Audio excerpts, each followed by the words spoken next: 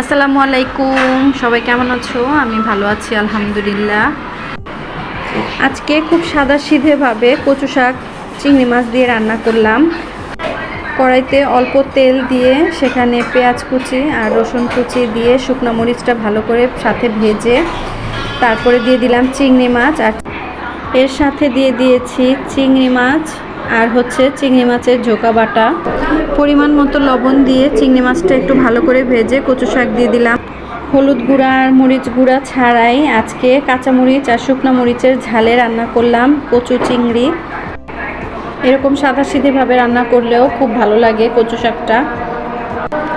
হয়ে গেছে আমার কচু শাক আর চিংড়ি মাছের ভাজি।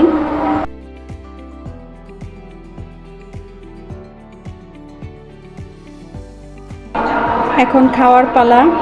আর এই তরকারিটা গরম ভাতের সাথে খুব যায়। আমি গরম গরম ভাতের সাথে এই কচু শাকটা খাই, আর তোমরাও যে যা রান্না করেছো তা খেয়ে নাও। শুভ অপরাহ্ন, সবাই ভালো থেকো, আল্লাহ হাফেজ।